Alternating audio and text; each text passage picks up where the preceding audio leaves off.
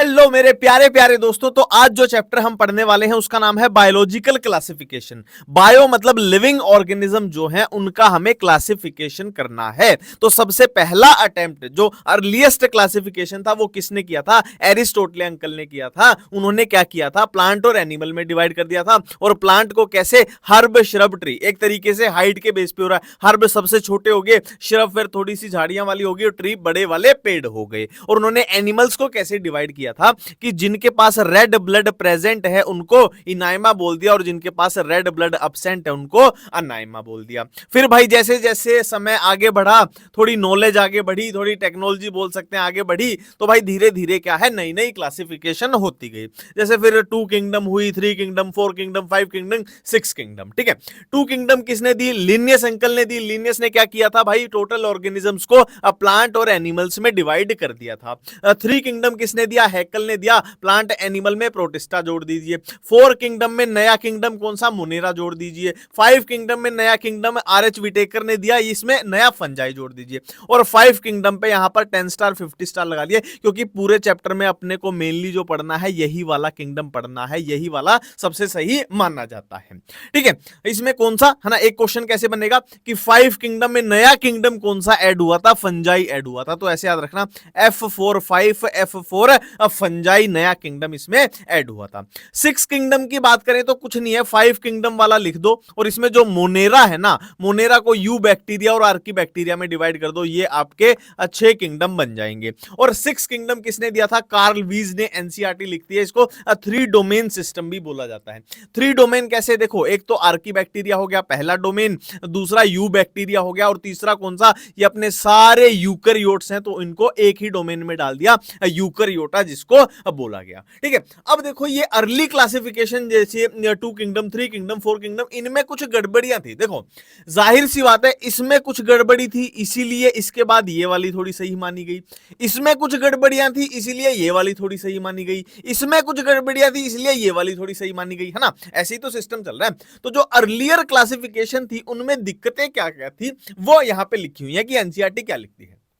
ठीक है, तो अर्लियर क्लासिफिकेशन में क्या था कि डायरेक्ट बोल दिया कि जिनमें सेल वॉल प्रेजेंट है उनको प्लांट में रख दो और सेल वॉल अब्सेंट है तो उसको एनिमल में रख दो। तो इस हिसाब से तो भाई बैक्टीरिया हो गया, इसके पास भी सेल वॉल है, ब्रू ग्रीन अलगी के पास भी सेल वॉल है, फंजाई के पास भी सेल वॉल है, ब्रायोफाइट, टेरिडोफाइट, जिम्नो एंजो सबके पास सेल वॉल है, तो सारे इकट्ठे हो गए। अब देखो ये तो प्लांट होते ही हैं, ब्रायो, टेरिडो, ये तो हमें अब पता है ना। तो पहले के हिसाब से सेल वॉल प्रेजेंट है तो फंजाई भी प्लांट के साथ आ गई, है ना, बैक्टीरिया भी प्लांट के साथ आ गए, तो एक गड़बड़ी हो गई। ठीक है, और क्या है? कैलेमिडोमोनास है, यूनिसेलुलर है, स्पाइरोगैरा, मल्टीसेलुलर, इनको भी साथ में रख दिया गया, है ना। अब जैसे फंजाई है वो अपना खाना खुद नहीं बनाती, हेट्रोट्रोफ है। प्लांट है अपना खाना खुद बनाते हैं, ऑटोट्रोफ है। तो सिर्फ सेल वॉल के बेस पे करोगे तो फंजाई क्या है? हेट्रो है, ये ऑटो है, दोनों को साथ में रख दिया, ये भी दिक्कत आ गई। ठीक है, और सेल वॉल का देखो मटेरियल भी डिफरेंट है। फंजाई की जो सेल वॉल है काइटिन से बनी है, प्लांट की सेलुलोज से बनी है, तो इनको साथ में रखोगे तो भी एक गलत बात है। ठीक है, गलत बात की बात हो रही है कि भाई डिफरेंस है फिर भी आप साथ में रख रहे हो तो दिक्कत वाली बात है।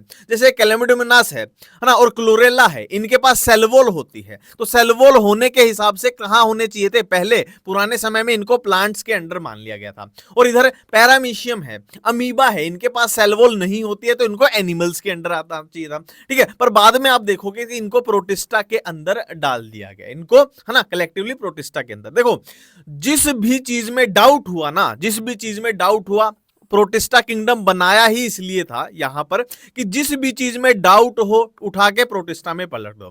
ठीक है, ना तो वो पूरा प्लांट लग रहा है ना वो पूरा एनिमल लग रहा है, उसको प्रोटिस्टा में, डाउटफुल वाला, है ना, प्रोटिस्टा में पटक दो। ठीक है, अब यहां पर criteria used by R H. Whittaker, क्योंकि हम भाई 5 किंगडम क्लासिफिकेशन को ही मेनली पढ़ने वाले हैं। आर.एच. विटेकर ने जो दिया था कि कौन से क्राइटेरिया यूज किए गए, cell structure, body organisation, mode of nutrition, reproduction, polygenetic relationship. ठीक है, अब देखो भाई जो आर.एच. विटेकर का सिस्टम है ना वही हम आगे पढ़ रहे हैं, और एनसीईआरटी में जो जो लिखा हुआ है ना वो टेबल बनाई हुई है, उसको पूरा मैंने खोल के आपके सामने रख दिया है और आसानी से आपको सारी चीजें समझ में आएंगी। देखो ऑर्गेनिजम्स को 2 पार्ट में डिवाइड कर दो कि एक तो ऐसे होंगे जिनके पास न्यूक्लियर मेम्ब्रेन अब्सेंट है, एक न्यूक्लियर मेम्ब्रेन प्रेजेंट है, अब्सेंट वाले प्रोकैरियोट हो जाएंगे और ये यूकैरियोट। देखो प्रो मतलब पुराना, करियो मतलब न्यूक्लियस, पुराने टाइप का न्यूक्लियस है मतलब न्यूक्लियर मेम्ब्रेन एब्सेंट है। यू मतलब ट्रू, सच्चा, करियो मतलब न्यूक्लियस, इनके पास सच्चा न्यूक्लियस है मतलब विद न्यूक्लियर मेम्ब्रेन है। तो प्रोकैरियोट में कौन से आएंगे, सारे के सारे यूनिसेलुलर है, ठीक है। जितने भी प्रोकैरियोट आपको मिलेंगे सारे यूनिसेलुलर मिलेंगे, और इसमें किंगडम कौन सा आ जाएगा, मोनेरा किंगडम आ जाएगा। यूकैरियोट में आपको यूनिसेलुलर ऑर्गेनिज्म भी मिल सकते हैं और मल्टीसेलुलर भी। यूनिसेलुलर में कौन सा किंगडम बन जाएगा, प्रोटिस्टा, और मल्टीसेलुलर में फंजाई, प्लांटे, एनिमलिया। तो टोटल कितने किंगडम हो गए, 1 2 3 4 5। ये 5 किंगडम किसका है, आर.एच. विटेकर का ये क्लासिफिकेशन है, ठीक है। अब आपसे पूछ लिया जाए कि मोनेरा कैसे होते हैं, यूनिसेलुलर होते हैं, ठीक बात है। प्रोकैरियोट होते हैं, ठीक बात है। प्रोटिस्टा कैसे होते हैं, यूनिसेलुलर होते हैं, यूकैरियोट। बहुत ही सुपर हिट क्वेश्चन है कि यूनिसेलुलर यूकैरियोट्स कौन से ऑर्गेनिज्म होते हैं, प्रोटिस्टा, और multicellular eukaryote fungi, Plantae, Animalia अपने हो गए, ठीक है। अब इनके बारे में जितनी भी सेल वॉल की बात है वो एक जगह पे कर लेते हैं। देखो 5 किंगडम है, Monera, protista, fungi, Plantae, Animalia. सबसे पहली बात है किसमें प्रेजेंट है किसमें एब्सेंट है, तो एनिमल्स में सेल वॉल होती ही नहीं है, तो इसमें तो बात ही नहीं करेंगे। बाकी सब में प्रेजेंट है, बस प्रोटिस्टा में कुछ जगह एब्सेंट भी आपको दिखाई दे सकती है। और प्रोटिस्टा की सेल वॉल के बारे में जब हम प्रोटिस्टा को पढ़ेंगे वहां पर डिटेल में अब बात करेंगे, ठीक है।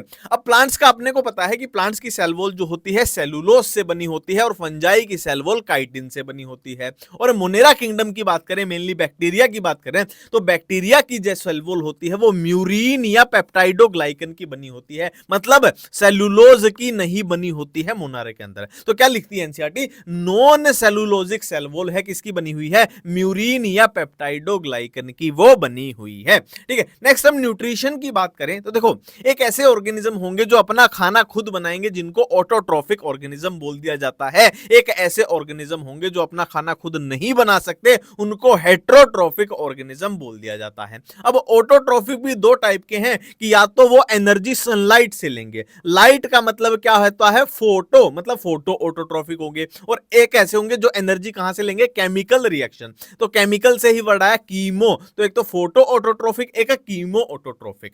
हेट्रोट्रोफिक की बात करें तो इसमें होलोफिटिक हो जाएंगे, फीड्स ऑन अदर प्लांट या एनिमल, देखो दूसरे से ही खाना लेंगे, ये तो क्लियर हो रहा है, ठीक है। पैरासिटिक हो जाएंगे जो पैरासाइट की तरह रहेंगे। सेप्रोफिटिक, सेप्रो का मतलब होता है रोटन, रोटन मतलब सड़ा हुआ, कि जो भी सड़ी हुई चीजें हैं, पेड़ के पत्ते गिर गए वो नीचे है ना, बारिश आ गई पानी से, मॉइस्चर से वो सड़ रहे हैं, वहां पे जो भी होगा है ना, वो सेप्रोफिटिक हो गया। और भी बहुत सारी हो सकती है ना, रोटन ने एक एग्जांपल दिया कि सड़ी हुई चीजें, ठीक है। बस ये वर्ड याद रखना, सेप्रो मतलब रोटन, रोटन मतलब सड़ा हुआ, ठीक है।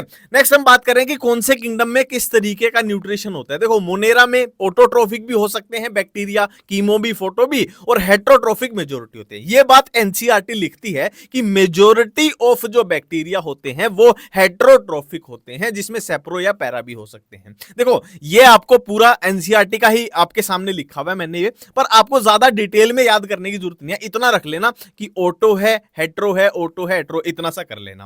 प्रोटिस्टा में भी आगे भी पता चल जाएगा कि भाई ऑटोट्रोफिक भी हो सकते हैं, फोटोसिंथेसिस आपको दिखाई देगी, और हेट्रो भी हो सकते हैं, आपको आसानी से आगे याद भी हो जाएंगे, इनको रटने की जरूरत भी नहीं है। फंजाई का अपने को पता ही है हेट्रोट्रोफिक होती है, सेप्रो, पैरा, ठीक है। प्लांटी का अपने को पता है भाई प्लांट्स जो हैं अपना खाना खुद बनाते हैं, ऑटोट्रोफिक। एनिमल्स का भी अपने को पता है कि हेट्रोट्रोफिक होती है, हम अपना खाना खुद नहीं बना सकते, दूसरों से ही लेते हैं, ठीक है। बॉडी ऑर्गेनाइजेशन की बात करें तो ये अपने को पता है सेल से मिलके बनता है टिश्यू, टिश्यू से मिलके बनता है ऑर्गन, ऑर्गन से मिलके बनता है ऑर्गन सिस्टम। तो किसमें कैसे पाया जाएगा, देखो मोनेरा में सेलुलर लेवल चल रहा है, प्रोटिस्टा में भी सेलुलर लेवल चल रहा है, मतलब यहां तक अभी तक टिश्यू नहीं आया है। मोनेरा या प्रोटिस्टा में टिश्यू नहीं आया है, और यह बात हम पहले कर भी चुके हैं कि भाई मोनेरा कैसा है, यूनिसेलुलर है, ये भी यूनिसेलुलर है। यूनिसेलुलर है मतलब एक ही सेल से बना है, तो आप टिश्यू की बात तो कर ही नहीं सकते, ठीक है। फंजाई में क्या है, लूज टिश्यू आपको है ना, टिश्यू दिखाई तो देने लग गया पर अभी कैसा है, लूज टिश्यू है। और प्लांट्स की बात करें तो यहां पर टिश्यू आ गया है, और क्या है, ऑर्गन भी यहां आ गए हैं। बट प्लांट्स में क्या है, ऑर्गन सिस्टम अभी नहीं आया है, और एनिमल्स में तो भाई सब कुछ आ गया है, टिश्यू भी, ऑर्गन सिस्टम भी, है ना। जैसे हमारी ही बॉडी के अंदर सेल भी हैं, सेल से मिलके बना कोई टिश्यू भी है, टिश्यू के बाद जैसे फॉर एग्जांपल इंटेस्टाइन है, ऑर्गन है, स्टमक है, ऑर्गन है, और इंटेस्टाइन, स्टमक, इसोफेगस सबको मिला दे तो क्या बन जाएगा, ऑर्गन सिस्टम। जैसे डाइजेस्टिव सिस्टम, जैसे रिप्रोडक्टिव सिस्टम, जैसे रेस्पिरेटरी सिस्टम, ठीक है। ऑर्गन्स को मिला दे तो पूरा ऑर्गन सिस्टम बन जाएगा। ठीक है, अब हम बारी बारी से एक एक अपने किंगडम के बारे में बात करेंगे कि पहले मोनेरा के बारे में, फिर प्रोटिस्टा के बारे में, फंजाई के बारे में, प्लांट के बारे में, है ना। प्लांट के बारे में इस चैप्टर में नहीं बात करेंगे क्योंकि इस पे तो पूरा चैप्टर है प्लांट किंगडम, और एनिमल पे तो एनिमल किंगडम। और जाहिर सी बात है अपनी जो पूरी बायोलॉजी है, पूरी बायोलॉजी में हम पढ़ने क्या वाले हैं, जैसे एनिमल्स के अंदर ही क्या आएंगे, ह्यूमंस आएंगे, तो ह्यूमन फिजियो पढ़ेंगे। प्लांट फिजियो में हम फोटोसिंथेसिस और वो सब पढ़ेंगे, प्लांट के बारे में पढ़ेंगे, है ना। पूरी ही बायोलॉजी इन्हीं दो किंगडम पे तो मेनली बेस्ड है अपनी, और इनको हम क्या है बायोलॉजिकल क्लासिफिकेशन में पढ़ लेते हैं। ठीक है, तो मोनेरा की बात कर रहे हैं भाई। मोनेरा में अपने को क्या क्या पढ़ना है, देखो एनसीईआरटी आपके साथ साथ चलेगी अगर इस तरीके से काम करोगे। ठीक है, मोनेरा में अपने को चार ही चीजें पढ़नी है, एक यू बैक्टीरिया, एक आर्की बैक्टीरिया, एक माइकोप्लाज्मा, एक साइनोबैक्टीरिया या फिर ब्लू ग्रीन एल्गी। इसी तरीके से क्लियर कट काम करना, एनसीईआरटी कभी आपको कंफ्यूज नहीं करेगी। ठीक है, तो मोनेरा की बात कर रहे हैं, एक कॉमन इंट्रोडक्शन। एनसीईआरटी एक कॉमन इंट्रोडक्शन के तौर पे क्या लिखती है कि मोनेरा के अंदर क्या है, मोस्ट अबंडेंट माइक्रो ऑर्गेनिज्म है, ऑलमोस्ट हर जगह प्रेजेंट होते हैं, मोस्ट एक्सटेंसिव मेटाबॉलिक डाइवर्सिटी है, bacteria are the sole member. ये एनसीईआरटी लाइन लिखते हैं कि मोनेरा की अगर बात कर रहे हैं तो आप मान के चल सकते हो कि हम बैक्टीरिया की ही बात कर रहे हैं। ठीक है, रिप्रोडक्शन की बात करें तो एसेक्सुअल होती है और सॉर्ट ऑफ सेक्सुअल, मतलब पूरे तरीके से सेक्सुअल नहीं आई है, एक तरीके का सेक्सुअल है। एसेक्सुअल की बात करें तो मेनली बाय फ्यूजन होती है। सॉर्ट ऑफ सेक्सुअल में क्या है, डीएनए ट्रांसफर होता है from one bacteria to another. ये एनसीईआरटी लिखती है, सॉर्ट ऑफ सेक्सुअल, ये लैंग्वेज एनसीईआरटी इस्तेमाल करती है। ठीक है, अब देखो आर्की बैक्टीरिया की अगर बात करें तो आर्की बैक्टीरिया की खास बात क्या होती है कि वो हार्श हैबिटेट, कठिन परिस्थितियों में रह सकते हैं। तो जाहिर सी बात है उनके पास कुछ तो ऐसा होगा जिसकी वजह से वो हार्श हैबिटेट में सरवाइव कर पाए। तो उनकी सेल वॉल की जो स्ट्रक्चर होती है वो कुछ ऐसी होती है कि वो हार्श हैबिटेट में सरवाइव कर पाते हैं। हार्श हैबिटेट कैसे, जैसे एक्सट्रीम सॉल्टी एरिया हो गया, हेलोफाइल्स, जहां पे जो आर्की बैक्टीरिया वहां सर्वाइव करेंगे उनको हेलोफाइल्स बोल देंगे। हेलो मतलब सॉल्ट की बात हो रही है, थर्मो मतलब टेम्परेचर की बात करिए, हॉट स्प्रिंग्स हो गए, है ना। मिथेनो मतलब मार्शी एरिया की बात हो रही है, वही नाम उनके, है ना, सच हो जाएंगे। ठीक है, अब यू बैक्टीरिया की बात करें तो यू बैक्टीरिया की शेप्स की बात करें तो स्फेरिकल हो सकती है, तो कोकस बैक्टीरिया बोल देंगे। देखो ये स्फेरिकल आपको दिखाई दे रहे हैं। कोमा शेप, देखो ये कोमा शेप आपको दिखाई दे रही है, उसको विब्रियो बोल देंगे। रोड शेप को बैसिलस बोल देंगे, ये रोड शेप है। और ये स्पाइरल है, इनको स्पाइरेलम बोल दिया जाता है। स्टेनिंग के बेस पे डिवाइड करें तो ग्राम पॉजिटिव और ग्राम नेगेटिव। ठीक है, तो जो स्टेनिंग के बाद अपीयर्स ब्लू या पर्पल दिखाई देंगे, मतलब उन्होंने पॉजिटिव स्टेनिंग दी है तो पॉजिटिव हो जाएंगे, और जो पिंक या रेड दिखाई देंगे आफ्टर स्टेनिंग ग्राम नेगेटिव हो जाएंगे। ठीक है, सिंपल सी बात है, स्टेनिंग को जो रिस्पॉन्स देंगे वो पॉजिटिव, जो रिस्पॉन्स नहीं देंगे वो नेगेटिव हो जाएंगे। ठीक है, ब्लू ग्रीन एल्गी की बात करें, इसका दूसरा नाम है सायानोबैक्टीरिया की बात करें तो इसका सबसे सुपर हिट जो पॉइंट होता है ना वो ये होता है कि इनके पास क्लोरोफिल ए पाया जाता है जो सिमिलर टू हाइयर प्लांट है। अभी तक हम बैक्टीरिया पढ़ रहे थे ना, उनमें हमने हाइयर प्लांट के रिलेटेड कुछ नहीं पढ़ा था। ठीक है, तो इनमें क्लोरोफिल ए पाया जाता है जो सिमिलर टू हाइयर प्लांट से है। ठीक है, सराउंडेड बाय जिलेटिनस शीथ। देखो इन चीजों को याद करने से अच्छा है एनसीईआरटी का ये जो डायग्राम है इसको ध्यान से देख लिया करो कि ये भाई ब्लू ग्रीन एल्गी है, तो आपको ब्लू ग्रीन एल्गी के बाहर ये देखो ब्लू कलर की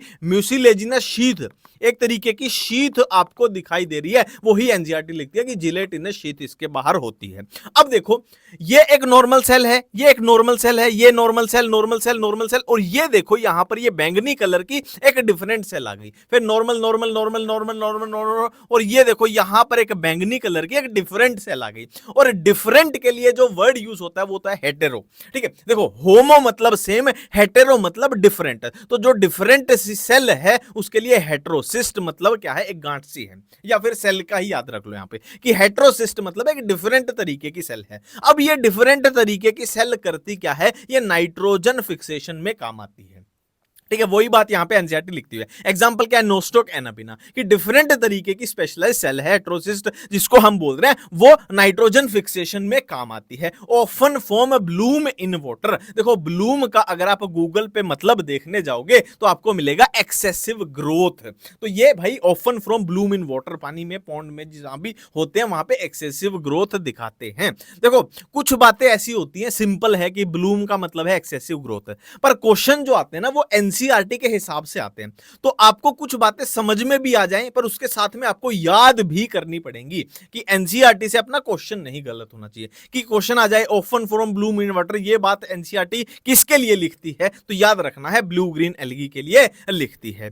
अब बैक्टीरिया की बात करें, कॉमन बातें, जो बैक्टीरिया वाला अपना मोनेरा वाला टॉपिक जहां खत्म होता जा रहा है ना एनसीईआरटी में, वहां पे ये बातें लिखी हुई हैं कि मेनली हेट्रोट्रोफिक होते हैं। ये बात हम कर भी चुके हैं कि जो मोनेरा किंगडम होता है मेनली हेट्रोट्रोफिक होता है, ठीक है, और उसमें भी मेजॉरिटी आज डीकंपोजर है ना, इसीलिए उसने मेनली बता दिया कि भाई इतनी दुनिया में इतनी डीकंपोजिशन हो रही है ना, और डीकंपोजिशन किसकी वजह से होती है, मेनली बैक्टीरिया की वजह से, फंजाई की वजह से। तो इतनी ज्यादा डीकंपोजिशन हो रही है, देखो कितने पेड़ पौधे जानवर सभी की डीकंपोजिशन होनी है, तो जाहिर सी बात है डीकंपोजर का नंबर बहुत ज्यादा होता है। तो मतलब ये हेट्रोट्रोफिक है ना, डीकंपोजर किसके अंदर आएंगे, हेट्रोट्रोफिक के अंदर आएंगे ना, सेप्रोट्रोफ आएंगे ना, तो ऑटोमेटिकली हेट्रोट्रोफ ज्यादा हो जाएंगे। इंपैक्ट ऑन ह्यूमंस, भाई बैक्टीरिया हमारे किस काम आ रहे हैं, कि भाई दूध से दही बनाने के काम आ रहे हैं, लैक्टोबैसिलस, ठीक है, एंटीबायोटिक, बहुत सारी एंटीबायोटिक बैक्टीरिया से बनती हैं, और क्या है भाई नाइट्रोजन फिक्सेशन के काम आते हैं, ठीक है, और कैसा हमारे पैथोजेंस, पैथोजेंस क्या होते हैं, डिजीज कोजिंग ऑर्गेनिज्म,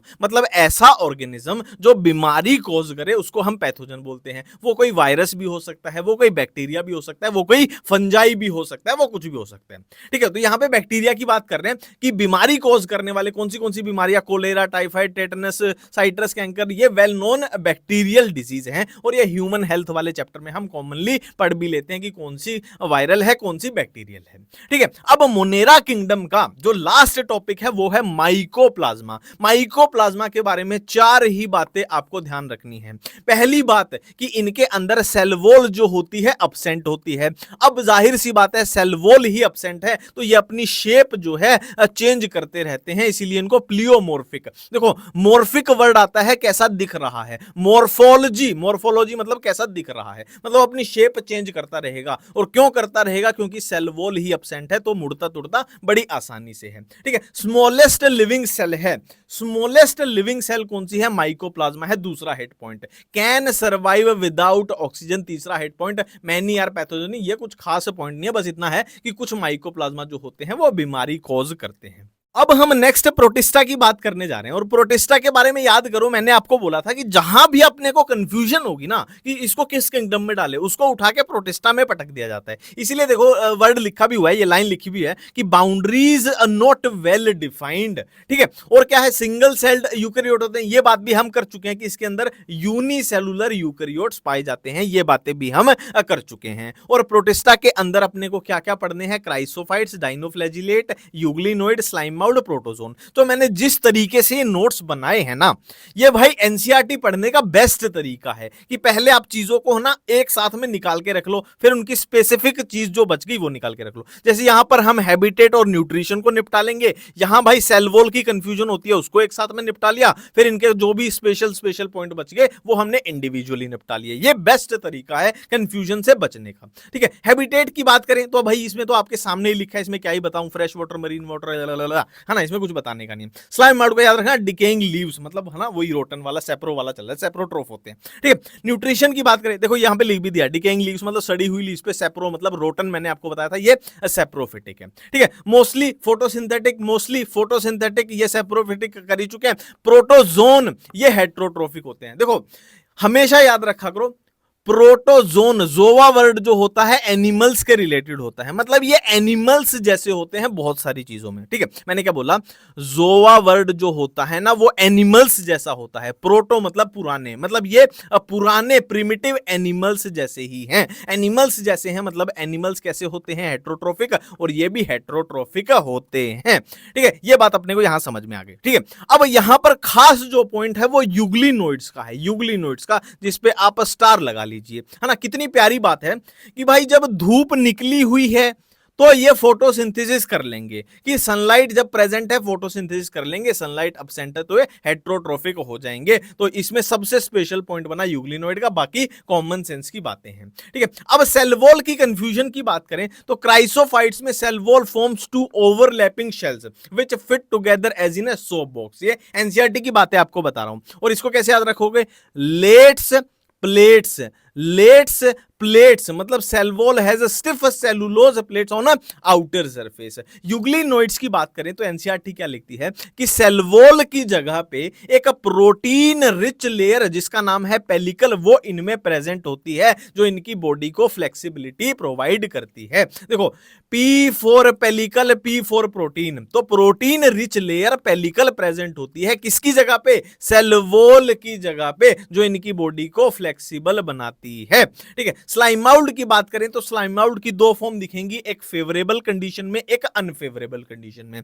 एक बात हमेशा याद रखा करो कि जो स्पोर होते हैं ना, वो हमेशा प्रोटेक्टिव स्ट्रक्चर है। तो जाहिर सी बात है जब अनफेवरेबल कंडीशन आएगी तभी प्रोटेक्शन की तरफ जाओगे, तभी स्पोर बनेंगे। तो फेवरेबल कंडीशन में प्लाज्मोडियम बन जाएगा और अनफेवरेबल में स्पोर बन जाएंगे। तो जाहिर सी बात है जब स्पोर बने हैं, एक प्रोटेक्टिव स्ट्रक्चर है, मतलब प्रोटेक्शन की जरूरत है, तभी सेल वॉल की जरूरत है। और ये तो फेवरेबल कंडीशन है, मतलब खतरा ही नहीं है, तो सेल वॉल एब्सेंट है। यहां प्रोटेक्शन की जरूरत है, मतलब सेल वॉल की जरूरत है। प्रोटोजोन्स की बात करें तो मैंने अभी अभी आपको बोला था कि जोआ मतलब एनिमल्स, तो ये एनिमल्स की तरह बिहेव करते हैं, तो ये हेट्रोट्रोफिक, मतलब यहां भी एनिमल्स से मैच कर रहे हैं। और जैसे एनिमल्स के अंदर सेल वॉल एब्सेंट होती है, वैसे ही इनमें भी एब्सेंट होती है। हाँ, ट्रिक क्या याद रखें, ट्रिक नहीं है, नाम ही इनका इसीलिए पड़ा है। जोआ मतलब एनिमल्स, प्रोटो मतलब पुराने, मतलब एक तरीके से ये पूर्वज हैं एनिमल्स के, तो इनमें सेल वॉल भी एब्सेंट है और ये हेट्रोट्रोफिक है, यहां भी सिमिलैरिटी शो कर रहे हैं।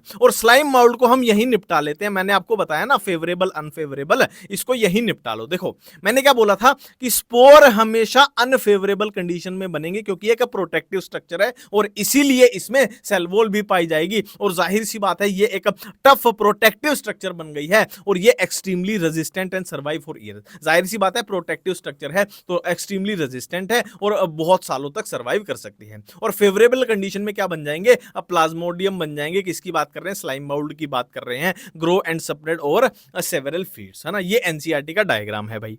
ठीक है, अब हम बारी बारी से बात कर रहे हैं, क्राइसोफाइट्स की बात कर रहे हैं। तो क्राइसोफाइट्स में भाई क्या क्या आता है? गोल्डन एल्गी आता है, जिसका दूसरा नाम डेस्मिड्स भी है, प्लस इसमें डायटम्स भी आते हैं। बहुत सारे बच्चे तो यही कंफ्यूज हो जाएंगे कि आज तक हम तो इनको सेम ही मानते थे, गोल्डन एल्गी डेस्मिड डायटम। ठीक है, तो गोल्डन एल्गी का ही दूसरा नाम डेस्मिड है और इसमें क्या क्या आएगा? डायटम्स आएंगे। और डायटम्स को क्या बोला जाता है? चीफ प्रोड्यूसर इन ओशियन, ये इनके लिए वर्ड यूज होता है। या एक कॉमन सवाल भी आ जाएगा, जरूरी नहीं है डायटम के बारे में ये सवाल आएगा, ऐसा भी हो सकता है कि chief producers in the ocean chrysophytes, ये आपको ऑप्शन में मिले ना, C4 चीफ, C4 क्राइसोफाइट्स, है ना।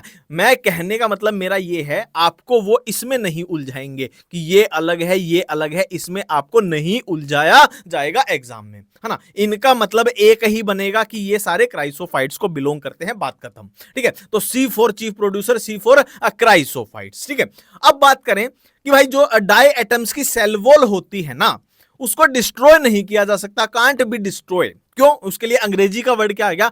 इनडेस्ट्रक्टिबल, मतलब उसको डिस्ट्रॉय नहीं किया जा सकता। क्यों? जाहिर सी बात है कुछ तो उसमें इतना कठोर, कुछ तो सॉलिड है उसमें, जिसकी वजह से वो डिस्ट्रॉय नहीं हो रही है। तो क्या है भाई? सिलिका है। यहां पर 50 स्टार लगा लो कि डाई एटम्स की सेल वॉल के अंदर सिलिका प्रेजेंट होती है, इसीलिए उसको डिस्ट्रॉय नहीं किया जा सकता। अब जाहिर सी बात है, देखो ये डायटम है, ये डायटम है, ये डायटम है, सबकी सेल वॉल में क्या है? सिलिका है। तो जाहिर सी बात है ये कभी तो इनकी उम्र होगी ना, जब इनकी उम्र होगी, ये समुंदर में है, समुंदर में है, तो ये मर जाएंगे। जब ये मर जाएंगे तो ये समुंदर के नीचे बैठते जाएंगे, समुंदर के नीचे बैठते जाएंगे। तो जैसे जैसे ही इनकी लाश समुंदर के नीचे बैठती जाएगी, तो इनकी सेल वॉल में जो सिलिका है वो भी नीचे इकट्ठी होती जाएगी। उसी को क्या बोल दिया? डायएटमेशियस अर्थ बोल दिया, है ना। और वो उसका यूज क्या होता है? Used in polishing filtration of oil syrup. ये यूज किसकी वजह से हो रहा है? सिलिका की वजह से ही हो रहा है।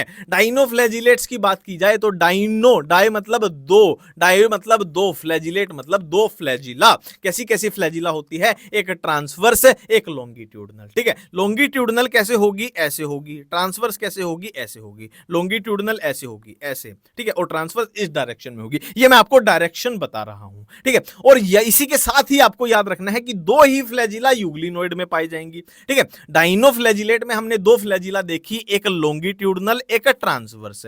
यूग्लिनोइड में आपको दो फ्लैजिला कैसे याद रखनी है कि एक तो लॉन्ग है, लंबी वाली है, एक शॉर्ट है, छोटे वाली।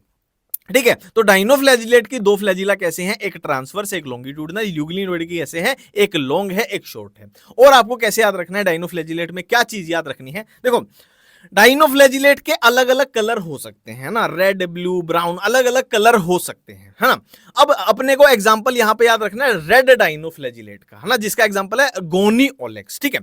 अब देखो रेड कलर का जो डाइनोफ्लैजिलेट होता है वो रैपिड मल्टीप्लीकेशन कर गया, कि ये समुंदर है, यहां पे वो रैपिड मल्टीप्लीकेशन कर गया, तो जाहिर सी बात है ये रेड कलर का है, तो ये जब रैपिडली डिवाइड करेगा तो ये समुंदर आपको ऐसा नहीं दिखाई देगा कि लाल कलर का हो गया है, तो इसी को क्या बोल देंगे, रेड टाइड बोल देंगे, कि सी टू अपीयर रेड, जो समुंदर है वो लाल रंग का दिखाई देगा, क्यों, क्योंकि रैपिडली ग्रो कर गया है क्या, रेड लाल कलर का डाइनोफ्लैजिलेट। ठीक है। अब यहां पर करता क्या है, ये जो रेड कलर के डाइनोफ्लैजिलेट इतने ग्रो कर गए हैं, ये क्या करते हैं, ये टॉक्सिन्स को रिलीज करते हैं। अब जाहिर सी बात है ये समुंदर में थे, तो समुंदर में तो वहां भाई जानवर भी थे, मछली भी थी और भी बहुत सारे एनिमल्स थे, तो ये टॉक्सिन उनके पास जाएगा, वो इसको अंदर जाएगा, तो उनको, है ना, इससे नुकसान हो जाएगा। ठीक है। यूग्लिनोइड की बात करें तो इनमें एक खास बात क्या है कि इनका फोटोसिंथेटिक जो पिगमेंट होता है वो आइडेंटिकल टू हायर प्लांट होता है। अब भाई यहां भी एनसीईआरटी को ना बिल्कुल क्लियर कट रखते चला करो कि हायर प्लांट के आइडेंटिकल हमने एक तो क्लोरोफिल ए पढ़ा था जो साइनोबैक्टीरिया ब्लू ग्रीन अलगी में है, फिर हमने देखा कि हायर प्लांट के आइडेंटिकल जो फोटोसिंथेटिक पिगमेंट जो हैं किसमें पाए गए, अपने यूग्लिनोइड्स में पाए गए। और यूग्लिनोइड्स की एक खास बात तो हम देख ही चुके हैं कि भाई सनलाइट प्रेजेंट होती है तो फोटोसिंथेटिक है, एब्सेंट है तो हेटेरोट्रोफिक है। और क्या देखी थी हमने इसमें, पेलिकल देखी थी कि सेल वॉल की जगह पे पेलिकल प्रेजेंट होती है। मतलब कुल मिला के मैं इन द एंड अगर बोलूं तो यूग्लिनोइड के सारे पॉइंट जो हैं थोड़े खास हैं, ये याद रखना कि इसके सारे पॉइंट थोड़े खास हैं। न्यूट्रिशन में भी आपको कुछ स्पेशल याद रखना है, सेल वॉल में भी कुछ स्पेशल याद रखना है कि पेलिकल थी सेल वॉल की जगह पे। ठीक है। और यहां पे भी आपको स्पेशल याद रखना है कि दो फ्लैजिला डाइनो के साथ कंफ्यूजन ना हो जाए, और ये भी आपको स्पेशल याद रखना है कि हायर प्लांट्स के साथ इनके फोटोसिंथेटिक जो पिगमेंट हैं वो मैच खाते हैं। ठीक है। ये बातें हो गई। अब भाई देखो हमने सारे पढ़ लिए, ये पढ़ लिया, ये पढ़ लिया, ये पढ़ लिया, ये पढ़ लिया, अब बचा कौन सा, प्रोटोजोन बनता है। प्रोटोजोन बनता है नहीं बचता है। ठीक है। तो प्रोटोजोन में अपने को क्या क्या पढ़ना है, अमीबोइड, फ्लैजिलेटेड, सिलिएटेड और स्पोरोजोन। एक कॉमन आइडिया ले लेते हैं, अमीबोइड मतलब अमीबा जैसा बिहेव करेंगे, जैसे कि आपको सूडोपोडिया देखने को मिलेगा, फाल्सफिड जो अमीबा हम जब पढ़ते हैं। अब यहां पर एनसीईआरटी लिखती है कि marine forms have silica shell on their surface. अब मजे की बात यह है कि हम जनरली सोचते हैं कि सिलिका का जो जिक्र है वो सिर्फ क्राइसोफाइट्स के अंदर है, बट आप एनसीईआरटी ध्यान से देखोगे तो सिलिका का जिक्र अमीबोइड प्रोटोजोन के अंदर भी पाया जाता है। और एंट अमीबा, नाम में ही आ गया अमीबा, तो इसका एग्जांपल हो गया, कुछ भी याद करना ही नहीं है। अब देखो फ्लैजिलेटेड है तो फ्लैजिला पाए जाएंगे, सिलिएटेड है तो भाई सिलिया पाए जाएंगे। कहां है बेटे, सिलिया पाए जाएंगे। ठीक है। फ्लैजिलेटेड है आइदर फ्री लिविंग या पैरासाइट हो सकते हैं, इनके पास फ्लैजिला पाए जाएंगे। और सबका हिट क्वेश्चन जो इसका है कि भाई एक फ्लैजिलेटेड प्रोटोजोन होता है ट्रिपेनोजोमा, वो स्लीपिंग सिकनेस नाम की बीमारी कोज करता है। ये इसका सबसे सुपरहिट क्वेश्चन बनेगा, और कुछ इसमें है ही नहीं। सिलिएटेड में क्या क्वेश्चन बन सकता है, पहला क्वेश्चन तो यही भाई सिलिया होगा, ये तो कोई क्वेश्चन बनेगा नहीं, है ना। इसका एग्जाम्पल क्वेश्चन बनेगा कि पैरामीशियम, और इसका ये डायग्राम है। पहला क्वेश्चन सुपरहिट इसका ये बनेगा। दूसरा क्या है, कैविटी होती है, गलेट प्रेजेंट होती है, that open to outside of the cell, और ये वही हो गया भाई पैरामीशियम हो गया। ठीक है। स्पोरोजोन की बात करें तो स्पोरोजोन तो भाई हम पढ़ते ही हैं, प्लाज्मोडियम मलेरिया पैरासाइट, उसमें डिटेल में पढ़ते हैं, तो यहां पर इतना पढ़ने की जरूरत नहीं है, यहां से कुछ ऐसा क्वेश्चन बनेगा भी नहीं। अब नेक्स्ट अपना टॉपिक है फंजाई। फंजाई के बारे में एनसीईआरटी क्या लिखती है कि कॉस्मोपोलिटन। कॉस्मोपोलिटन का मतलब क्या होता है कि ये ऑलमोस्ट हर जगह पाए जाएंगे, found everywhere, air, water, soil, on animal, on plant, हर जगह ये पाए जाएंगे। और फंजाई को ग्रो करने के लिए फेवरेबल कंडीशन क्या होती है, वार्म एंड ह्यूमिड कंडीशन। इसीलिए चीजों को आप, खाने पीने की चीजों को रेफ्रिजरेटर में रखते हो, जहां पे इनको ये दोनों ही चीजें ना मिल पाए। देखो फंजाई जो होती है ना, मोस्टली जो फंजाई होती है लगभग सारी की सारी वो मल्टी सेलुलर होती है। और मल्टी सेलुलर में भी जो स्ट्रक्चर की बात करें तो फिलामेंटस स्ट्रक्चर उसकी पाई जाएगी। देखो ये फिलामेंट एक बन रहा रहा है, ये एक सेल है, ये एक सेल है, ये एक सेल है, ये एक सेल है, ठीक है। तो ये मोस्टली फंजाई की बात हो रही है, बट कुछ एक ऐसी फंजाई होती है जैसे कि यीस्ट की बात करें जो यूनिसेलुलर होती है, ठीक है। मोस्टली कैसी, मल्टीसेलुलर, यीस्ट कैसी, यूनिसेलुलर। न्यूट्रिशन की बात करें तो फंजाई कैसी होती है भाई, हेट्रोट्रोफिक होती हैं, सेप्रोफिटिक होती हैं। सेप्रोफिटिक में क्या करेंगी, कोई डेड सबस्ट्रेट है, कोई एनिमल मर गया है या कोई प्लांट के पत्ते गिरे हुए हैं, उनके ऊपर क्या करेगी फंजाई, एंजाइम को रिलीज कर देंगी। तो उस सबस्ट्रेट के अंदर जो ऑर्गेनिक मैटर है एंजाइम की वजह से क्या है वो हो जाएगा और उसमें से जो न्यूट्रिएंट निकलेंगे उनको वो अब्सॉर्ब कर लेगी, ऐसे उसका न्यूट्रिशन चल रहा है। या फिर फंजाई पैरासिटिक भी हो सकती है ऑन प्लांट्स, ऑन एनिमल्स, है ना। बहुत सारी ऐसी डिजीज हैं जैसे प्लांट एनिमल में जो फंजाई की वजह से होती हैं। फॉर एग्जांपल डैंड्रफ है, एक तरीके का डैंड्रफ भी है जो फंजाई की वजह से होता है, तो वो एक तरीके से क्या है, पैरासाइट ही तो है, ठीक है। सिम्बायोटिक की बात करें कि गठबंधन कर लेगी, तो गठबंधन भाई फंजाई एल्गी के साथ करेगी तो लाइकन बोल देंगे, हाइयर प्लांट्स के साथ करेगी तो माइकोराइजा उसको बोल देंगे। फंजाई की स्ट्रक्चर की बात करें तो देखो ये एक धागा है, थ्रेड लाइक स्ट्रक्चर है, हाइफी जिसको बोल दिया, और इसी धागे का अगर नेटवर्क बना दोगे तो उसको माइसीलियम बोल देंगे। और ऐसी ही फंजाई की स्ट्रक्चर होती है। और ये माइसीलियम जो होता है ये भाई दो तरीके का हो सकता है, एक ऐसा एक ऐसा। अब ऐसे में आपको क्या दिखाई दे रहा है कि जो न्यूक्लियस है वो तो डिवाइड कर रहे हैं बट सेल डिवाइड नहीं कर रही है, मतलब भाई मल्टी न्यूक्लिएटेड कंडीशन है। और इस तरीके की कंडीशन को सिनोसिटिक कंडीशन बोल दिया जाता है। क्या आपको इसमें कहीं ब्रांचिंग दिख रही है, नहीं दिख रही है, तो ये अनब्रांच्ड कंडीशन है। क्या आपको सेप्टा दिख रहे हैं, जाहिर सी बात है सेल ही डिवाइड नहीं हुई है तो सेप्टा भी नहीं है, मतलब एसेप्टेड कंडीशन है, तो ये फाइकोमाइसिटीज में पाया जाता है। और दूसरी कंडीशन ये वाली है कि भाई न्यूक्लियस के साथ सेल भी डिवाइड हो रही है, देखो ये सेप्टा भी बन रहे हैं तो सेप्टेट कंडीशन हो गई पहली बात। दूसरी बात इसमें आपको ब्रांचिंग भी दिखाई दे रही है। तो बाकी की देखो फाइकोमाइसिटीज ऐसी है तो बाकी जितनी बच गई अपनी एस्को, बेसिडियो, ड्यूटेरो वो सारी हो जाएंगी ऐसे वाली सेप्टेट या ब्रांच वाली, एनसीईआरटी लिखती है, ठीक है। तो ये भाई चार टाइप की फंजाई है, फाइको, एस्को, बेसिडियो, ड्यूटेरो। इनके बारे में कॉमन जो बातें एनसीईआरटी में लिखी गई है वो देख लेते हैं कि है फाउंड ऑन डिकेइंग वुड और as obligate parasite on plant. देखो इसमें कुछ क्वेश्चन बनने लायक खास बात नहीं है ना, जहां क्वेश्चन बनने लायक बात होगी मैं आपको अलग से बता दूंगा। जैसे सैक फंजाई किसका दूसरा नाम है, एस्कोमाइसिटीज का। इसको कैसे याद रखना है, देखो SAC, इसके पहले 3 लेटर पकड़ो, SAC, ये सैक फंजाई बन गया, ठीक है। कोप्रोफिलस आपसे पूछ ली जाए कि डंक पे कौन सी ग्रो, कोप्रोफिलस, एस्कोमाइसिटीज, एनसीईआरटी लिखती है, ठीक है। अब mushroom, bracket fungi, puff balls, ठीक है, ये किसमें है, बेसिडियोमाइसिटीज में, ये आपको नाम याद रखना है। इम्परफेक्ट फंजाई किसको, ड्यूटेरो को बोला जाता है, क्योंकि इसमें ओनली क्या है, एसेक्सुअल फेज होता है, सेक्सुअल फेज इसमें नहीं होता है, इसलिए इसको इम्परफेक्ट। जाहिर सी बात है जिस चीज में सेक्सुअल रिप्रोडक्शन ही नहीं पाई जा रही तो उसको हम एक तरीके से इम्परफेक्ट बोल रहे हैं, तो ड्यूटेरो इम्परफेक्ट फंजाई हो जाएगी।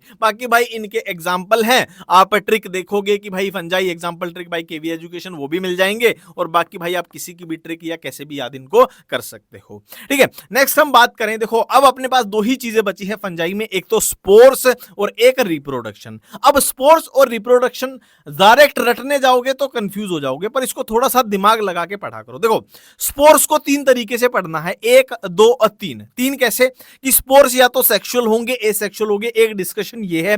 एक क्या है, स्पोर मोटाइल होंगे, नॉन मोटाइल होंगे, एक डिस्कशन ये है। एक एक्सोजीनस होंगे, एंडोजीनस होंगे, एक डिस्कशन ये है कि कैसे प्रोड्यूस हो रहे हैं स्पोर, कैसे प्रोड्यूस हो रहे हैं एक्सोजीनसली, एंडोजीनसली, है ना, इस तरीके से। अब ये भाई सेक्सुअल कौन से हैं, एसेक्सुअल कौन से हैं, इसकी अगर आप ट्रिक देखोगे तो लिखना यूट्यूब पे कि फंजाई के स्पोर्स की ट्रिक बाय केवी एजुकेशन, बहुत प्यारी आपको ट्रिक मिल जाएगी, है ना। इनको याद करने से अच्छा वो वाली ट्रिक देख लेना, बहुत प्यारी ट्रिक है, ठीक है। मोटाइल में जू स्पोर हो जाएंगे और नॉन मोटाइल में अप्लानो स्पोर हो जाएंगे। देखो इसको थोड़ा ऐसे भी ध्यान रख लेना, जू, आप जू में घूमने जाते हो, वहां एनिमल्स मिलते हैं, एनिमल्स कैसे होते हैं, मोटाइल होते हैं, तो थोड़ा इसको ऐसे याद रख सकते हो। एक्सोजीनस, एंडोजीनस, बेसिडियो, कोनिडियो होंगे, एक्सो होंगे, बाकी के सारे एंडोजीनस में आ जाएंगे। अब स्पोर की प्रोडक्शन, मतलब हम यही देखना चाह रहे हैं, एक्सोजीनस हम किस तरीके से बोल रहे हैं, एंडोजीनस किस तरीके से बोल रहे हैं। देखो फंजाई में हम जो भी चीजें पढ़ेंगे ना कुछ इस तरीके से चलेंगी। देखो मैं यहां पे आपको बताता हूं, इस डायग्राम में मैं आपको बताता हूं। फंजाई में हम जो भी पढ़ेंगे ना अभी, इस तरीके से चीजें चलेंगी कि भाई माइसीलियम था, देखो हाइफी था, हाइफी से क्या बना, माइसीलियम बना। माइसीलियम के ऊपर क्या बनेगी, फ्रूटिंग बॉडी बनेगी। माइसीलियम के ऊपर बनेगी फ्रूटिंग बॉडी और उसके ऊपर स्पोर बनेंगे। ये मैंने थोड़ी हेल्प तरुण सर से ली थी, बहुत बढ़िया तरीका भाई फंजाई को समझने में, ठीक है, बहुत बढ़िया। ठीक है, देखो माइसीलियम है, माइसीलियम के ऊपर बनेगी फ्रूटिंग बॉडी, फ्रूटिंग बॉडी के ऊपर बनेंगे स्पोर, बात खत्म। सारी चीजें आपको फंजाई की इससे समझ में आ जाएंगी। ठीक है, कैसे, देखो ये माइसीलियम है, माइसीलियम के ऊपर बनी क्या, फ्रूटिंग बॉडी, फ्रूटिंग बॉडी के ऊपर बनने हैं स्पोर।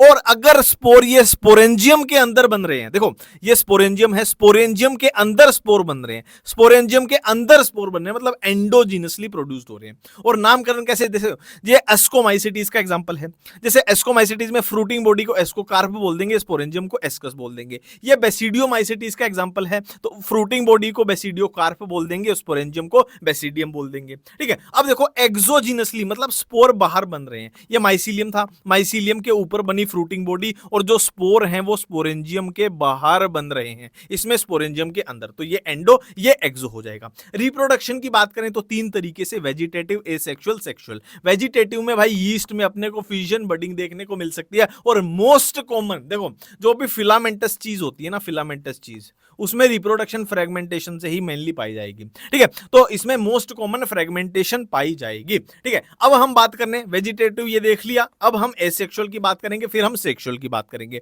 एसेक्सुअल रिप्रोडक्शन की बात करें, वही तरीका है कि माइसीलियम था, माइसीलियम के ऊपर बनी फ्रूटिंग बॉडी, फ्रूटिंग बॉडी के ऊपर बन गए स्पोर, है ना, एसेक्सुअल स्पोर है। अब यही स्पोर क्या है, जर्मिनेट होके नया क्या है, माइसीलियम बना देंगे। ये साइकिल ऐसे चलती रहेगी, कहीं भी हमने सेक्सुअल वर्ड का यूज नहीं किया, कहीं भी इसमें हमने फर्टिलाइजेशन, गैमीट्स, ऐसा कुछ वर्ड यूज नहीं किया है, तो ये एसेक्सुअल रिप्रोडक्शन है। ठीक है, नेक्स्ट हम बात करने वाले हैं सेक्सुअल रिप्रोडक्शन की। सेक्सुअल रिप्रोडक्शन में क्या है, देखो ये ए माइसीलियम है, ये बी माइसीलियम है, ये ए माइसीलियम है, ये बी माइसीलियम है। ए माइसीलियम ने माइटोसिस से, देखो जब तक मियोसिस ना आए, फर्टिलाइजेशन आए, वहां पे क्या है, प्लॉइडी का चेंज नहीं होगा। ये भी हैप्लॉइड था, ये भी हैप्लॉइड था, माइटोसिस से गैमीट बन गए यहाँ पे, ये भी हैप्लॉइड है, ये भी हैप्लॉइड है। ठीक है, अब ये गैमीट दोनों का प्रोटोप्लाज्म आपस में फ्यूज हो जाएगा, प्लाज्मोगैमी जिसको हम बोल देंगे, दोनों का प्रोटोप्लाज्म फ्यूज हो गया, तो देखो ये इसका न्यूक्लियस, ये इसका न्यूक्लियस, देखो होएगा क्या, अल्टीमेटली जाइगोट बनना है कुछ ऐसा। बट बीच में आपको ऐसी स्टेज दिखाई देती है कि जहां पे अभी इनके न्यूक्लियस फ्यूज नहीं हुए हैं, जाहिर सी बात है अल्टीमेटली दोनों के न्यूक्लियस फ्यूज हो जाएंगे। ठीक है, तो अभी इनके न्यूक्लियस फ्यूज नहीं हुए, इस स्टेज को डायकैरियन फेज बोल दिया जाता है। डाय मतलब दो, करियो मतलब न्यूक्लियस, मतलब आपको दो न्यूक्लियस दिखाई दे रहे हैं। अब फिर क्या हो जाएगी, करियोगैमी हो जाएगी। करियो मतलब न्यूक्लियस, गैमी मतलब फ्यूजन, मतलब दो न्यूक्लियस का फ्यूजन हो जाएगा और एक ही न्यूक्लियस आपको जाइगोट में दिखाई देगा। अब जाइगोट कैसा बनेगा, जाहिर सी बात है डिप्लॉइड बनेगा, इसके अंदर मियोसिस हो जाएगी, मियोसिस के बाद हैप्लॉइड स्पोर बन जाएंगे जो अल्टीमेटली फिर से माइसीलियम बना देंगे। ठीक है, अब ये डायकैरियन फेज जो होता है ना, ये बहुत छोटा होता है, बट कुछ ऐसी फंजाई है जैसे एस्कोमाइसिटीज है, बेसिडियोमाइसिटीज है, इसमें डायकैरियन फेज जो है दिखाई देता है, ये दिखाई देता है ना, बहुत सारी में बाकी इतना फास्ट या इतनी तेजी से काम चलता है दिखाई नहीं देगा आपको, ना के बराबर होता है, बट एस्को और बेसिडियो में डायकैरियन फेज आपको दिखाई देगा। तो ये अपना फंजाई था। अब देखो भाई, आर.एच. विटेकर अंकल ने 5 किंगडम क्लासिफिकेशन दिया, बहुत अच्छा दिया, और पूरे चैप्टर में अभी तक हम यही क्लासिफिकेशन पढ़ते हुए आ रहे हैं। ठीक है, बट भाई आर.एच. विटेकर अंकल ने कुछ चीजों का जिक्र नहीं किया, मेंशन नहीं किया, जैसे कि लाइकन्स हो गए, वायरस हो गए, वायरोइड्स हो गए, प्रायंस हो गए। पर जाहिर सी बात है ये होते तो हैं तो पढ़ने तो पड़ेंगे। ठीक है, तो हम इनके बारे में बारी बारी से पढ़ेंगे। सबसे पहले हम वायरस के बारे में पढ़ने वाले हैं। देखो वायरस के बारे में एक बहुत बड़ी डिबेट चलती है कि इसको लिविंग माना जाए कि नॉन लिविंग माना जाए, क्योंकि वायरस काम कैसे करता है कि अगर ये बाहर ऐसे पड़ा हुआ है, मान लीजिए ये ऐसे पड़ा हुआ है, बाहर हवा में लटक रहा है, या इस टेबल पे है, या इस, है ना, इस स्क्रीन पे है ऐसे।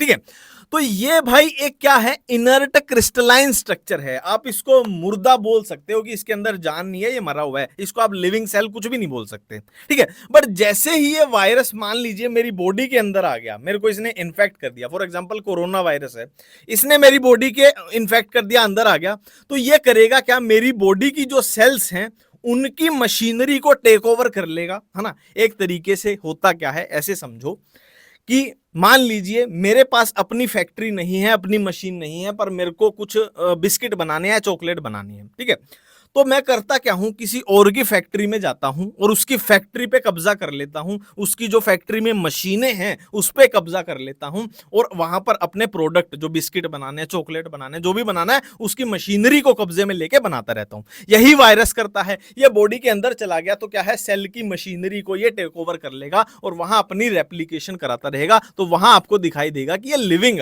जिंदा तरीके से बिहेव कर रहा है। ठीक है, वायरस के रिलेटेड साइंटिस्ट की बात करें तो नेमिंग ऑफ वायरस, ये वही है भाई जो नई एनसीईआरटी है उसी को फॉलो करना, फिर वही है, इसमें कंफ्यूजन होती है। ठीक है, नेमिंग ऑफ वायरस एमडब्ल्यू बिजरेन के, और क्या है एमडब्ल्यू बिजरेन के ने, और क्या बोला, कॉन्टेजियम वाइवम फ्लूइडम, जिसका मतलब क्या है, कॉन्टेजियम मतलब कॉन्टेजियस है ना, नाम से ही लग रहा है इन्फेक्शियस। वाइवम मतलब क्या होता है, लिविंग, फ्लूइडम मतलब अ फ्लूइड। डीजे इवानोस्की ने क्या बोला, क्या इन्होंने रिकॉग्नाइज किया certain microbes as casual organism of mosaic disease. देखो ये कुछ ऐसी चीजें हैं जैसे एनसीईआरटी में लिखी है वैसे ही याद रखनी है। जैसे मोजेक डिजीज का जिक्र होते ही आपको ये साइंटिस्ट याद आना चाहिए, कुछ इस तरीके से। कॉन्टेजियम वाइवम फ्लूइडम ये लाइन आते ही आपको ये साइंटिस्ट याद आना चाहिए इस तरीके से कि वायरस को क्रिस्टलाइज किसने किया था, एमडब्ल्यू स्टैनले ने। इसको थोड़ा ऐसे भी कर लेना, देखो एस टी ए और यहां एस-टी-ए थोड़ा सा मैच करा लेना अगर आपको थोड़ा हेल्प हो जाए तो। ठीक है, अब देखो यहां पर तीन चीजें थी, कहां गया बेटे, आजा आजा आजा आजा। यहां पर तीन चीजें थी, एक वायरस, एक वायरोइड्स, एक प्रायोन। ठीक है, अब एक तो होता है न्यूक्लिक एसिड और एक होता है प्रोटीन। Nucleic acid, protein. ठीक है, एक होता है न्यूक्लिक एसिड जो अपना डीएनए भी हो सकता है, आरएनए भी हो सकता है, और एक होता है प्रोटीन। तो इन चीजों की बातें इनके अकॉर्डिंगली चलेंगी। देखो वायरस के अंदर न्यूक्लिक एसिड भी होगा प्लस प्रोटीन भी होगा।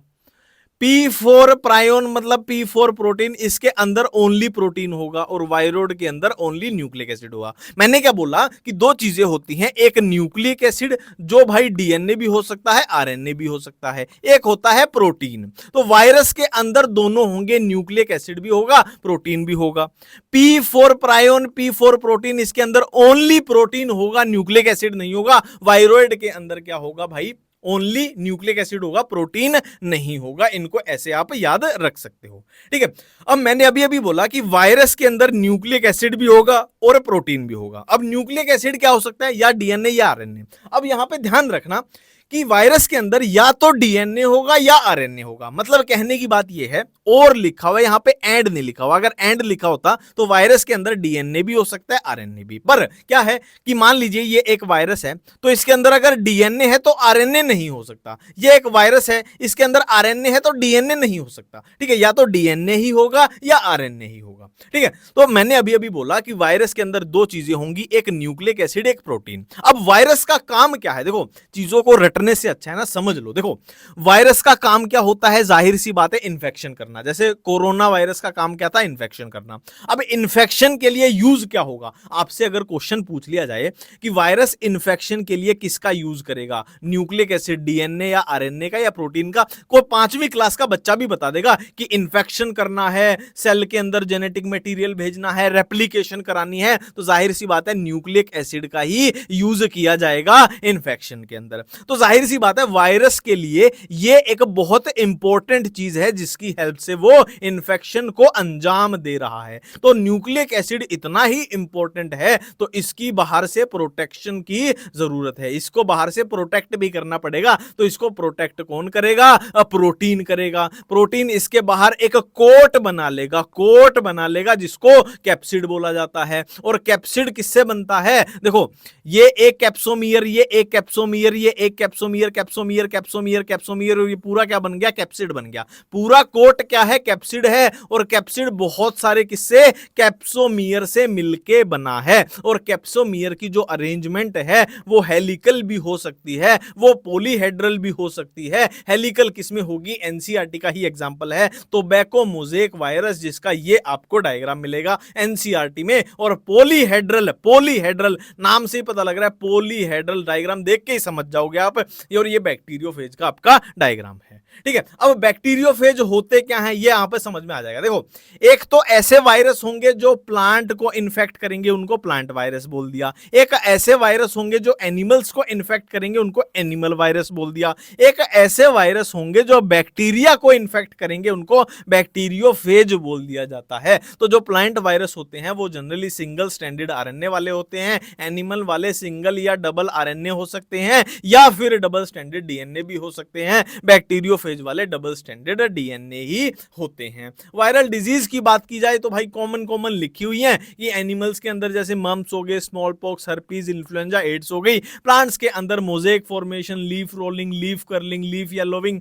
When clearing, dwarfing, stunted growth, है ना। इनसे खास ऐसा क्वेश्चन बनेगा नहीं, क्योंकि कॉमन आप देख के पहचान ही लोगे। देखो, जहां पे मम्प्स वर्ड दिख जाए, जहां पे पॉक्स वर्ड दिख जाए, जहां पे मोजेक दिख जाए, वहां पे लगभग क्या यार, वायरस की ही बात हो रही है। ठीक है, अब नेक्स्ट हम वायरोइड्स की बात करने वाले हैं। तो वायरोइड्स का मैंने आपको बताया था, इसके अंदर सिर्फ और सिर्फ न्यूक्लिक एसिड यानी सिर्फ और सिर्फ जेनेटिक मटेरियल होगा, इसके अंदर प्रोटीन नहीं पाया जाएगा। और जेनेटिक मटेरियल भी कौन सा, low molecular weight RNA. Size की बात करें तो वायरोइड्स का साइज जो होता है वायरस के कंपैरिजन में कम होता है, और प्रायोन्स की साइज की बात करें तो इनका साइज वायरस के लगभग बराबर होता है, और वायरोइड्स का वायरस से कम होता है। डिस्कवरी किसने की थी, साइंटिस्ट का नाम टी ओ डाइनर, और क्या है, पोटैटो स्पिंडल ट्यूबर डिजीज, ये पीएसटीडी आपको याद इसमें रखनी है। ठीक है, प्रायोन्स की बात करें तो भाई इसमें क्या है, मैंने क्या बोला था, P4 प्रायोन, P4 प्रोटीन, सिर्फ और सिर्फ प्रोटीन पाया जाएगा। साइज की बात हम कर चुके हैं। ये cause infection, neurological disease cause करता है। और एग्जांपल कौन से हैं डिजीज के बताए गए हैं कि कैटल के अंदर, ह्यूमंस के अंदर। कैटल के अंदर कौन सी, मैड काउ या बीएससी डिजीज, और ह्यूमंस के अंदर सीआर जेकब डिजीज, जिसको सीजेडी भी बोल दिया जाएगा। और बीएससी मतलब बोवाइन स्पंजिफॉर्म एन्सेफेलोपैथी। ठीक है, देखो अब यहां पर वर्ड आ गया न्यूरोलॉजिकल डिजीज, मतलब दिमागी बीमारियां कर रहे हैं। ठीक है, तो देखो, मैड काउ, मैड मतलब पागल, पागल मतलब दिमागी बीमारी, है ना, हिंट मिल रहा है। बोवाइन स्पंजिफॉर्म एन्सेफेलोपैथी, देखो सिफेलो वर्ड जो होता है हेड के लिए यूज होता है, सिफेलो कोर्डेटा वहां हेड के लिए यूज हुआ है। सिफेलो मतलब हेड, मतलब दिमाग, ब्रेन की बात हो रही। अब देखिए इस चैप्टर का लास्ट टॉपिक है लाइकन। लाइकन क्या होता है, गठबंधन होता है कि भाई गठबंधन की सरकार बना ली है एल्गी ने और फंजाई ने। तो जाहिर सी बात है गठबंधन की सरकार बनाई है तो इसका भी कुछ फायदा होगा इसकी वजह से, और इसका कुछ फायदा होगा इसकी वजह से, जाहिर सी बात है। ठीक है, तो एल्गी फंजाई का क्या फायदा करा रही है, इसको ये खाना फूड प्रोवाइड करा रही है, और फंजाई एल्गी का क्या फायदा करा रही है, शेल्टर, उसके लिए पानी अब्सॉर्ब करेगी, मिनरल न्यूट्रिशन का अब्सॉर्प्शन करेगी। ठीक है, अब कौन से कंपोनेंट को क्या बोला जाता है, देखो एल्गी जो है इसको खाना दे रही है, खाना दे रही है मतलब ये फंजाई तो होती है हेट्रोट्रोफिक होती है, मतलब ये हेट्रोट्रोफिक है, ये ऑटोट्रोफिक है, खाना दे रही है, तो जाहिर सी बात है एल्गी तो भाई प्लांट है, खाना खुद बनाती है, ये बात तो यहां पे होगी। ठीक है, अब कौन से कंपोनेंट के क्या बोला जाता है, ये फाइकोबायोंट या माइकोबायोंट, माइकोवर्ड ही फंजाई के लिए यूज होता है। ठीक है, और क्या बातें याद रखनी है, देखो सिम्बायोटिक एसोसिएशन है, मतलब गठबंधन की सरकार है, दोनों का ही फायदा होगा कि इसका उससे कुछ फायदा, इसका उससे कुछ फायदा, दोनों ही पॉजिटिव पॉजिटिव आ गए हैं। और लाइकन क्या होता है, पोल्यूशन इंडिकेटर होते हैं, मतलब भाई जहां पर बहुत कम पोल्यूशन पाया जाएगा वहां पर लाइकन पाए जाएंगे। और जैसे कि बहुत पॉल्यूटेड सिटी है जैसे दिल्ली के अंदर आप लाइकन ढूंढोगे तो आपको नहीं मिलेगी क्योंकि पोल्यूशन बहुत ज्यादा है। इस तरीके से हमने चैप्टर को खत्म किया। Thank you.